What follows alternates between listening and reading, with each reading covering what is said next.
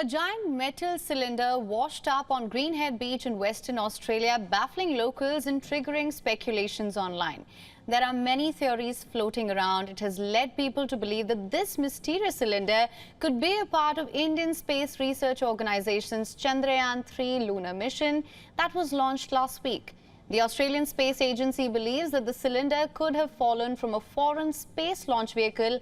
The agency has said that the object is most probably a fuel cylinder from a space rocket. Now, to discuss this further, space archaeologist Dr. Alice Gorman is now joining us to discuss the possible origins of this mysterious object. Thank you so much for joining us. My pleasure. Dr. Gorman, you've said that this object could be a fuel cylinder that came from the third stage of India's Polar Satellite Launch Vehicle rocket. It's perhaps happened in the past decade or so. To begin with, how does one determine the origins in such a scenario? Well, the first thing you do is look at the physical characteristics of the piece of space debris. And in this case, the dimensions, the height and width of this cylinder, the attachments, the cable attachments around the rim, the colour, it's sort of a coppery golden colour, all check out. They match exactly with all the visual images we have of the third stage of the PVSL. We also know that the third stages are often jettisoned over the Indian Ocean. In general, people want debris to come down over the ocean to spare any damage to possible lives or terrestrial environments. So it's quite common for these third stages to be returned over the ocean. So that makes sense as well.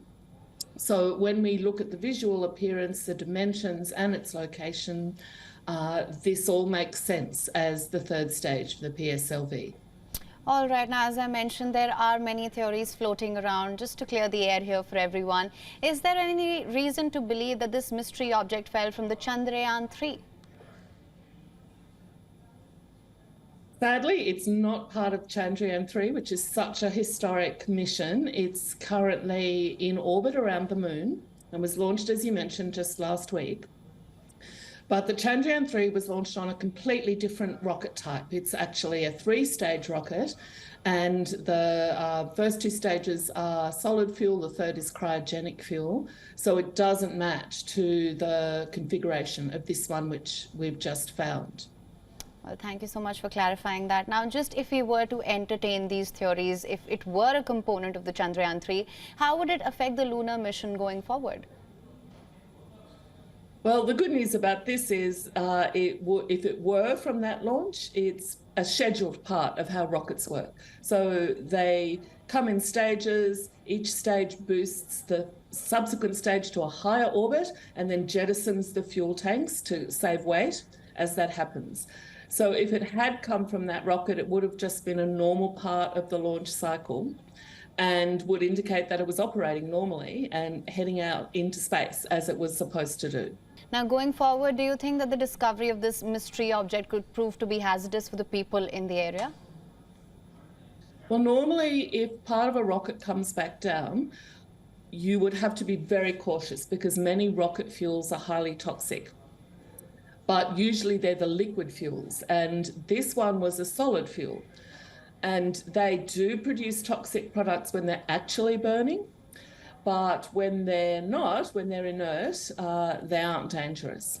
So it's comforting to know that this rocket stage isn't going to cause any environmental harm. And I think a good indication of that is the fact you can see in the images of the rocket that it's covered in little barnacles and other growing sea creatures, which would be highly unlikely if it was toxic. So this one, I think, is pretty safe. But normally I would say to people, if you think you found a piece of space junk, don't touch it just in case. All right. Now, we've also heard theories that this could have been part of the MH370 plane. That theory was debunked as well. Talk to us about that. Well, of course, people are still pondering the mystery of the MH370's disappearance even a decade later, and it would bring comfort to so many to have a little bit more evidence to know what was going on. But sadly, this is not part of that evidence. So the dimensions of the object are not consistent with any part of that plane. and the fact that it's in that part of the ocean as well is not consistent. So while it would be great to have some additional evidence, it is pretty clear that this is actually part of a rocket. All right. And going forward, what sort of protocols need to be followed to uncover this mystery and find out more about this piece? Obviously, people are always very curious about unknown objects that appear in their local environment. And because we are now launching so many more rockets, so many more satellites over the last decade than used to occur, it's quite likely there's going to be a lot more of this space junk. So the first thing to do is, if people think they have found a piece of space junk, they need to notify their local space agency, because these objects are the property of the state which launches them legally. So they then have to decide what to do with them. It can be hard to identify objects as well, but there are a lot of experts out there on the online world who are always very happy to assist with this.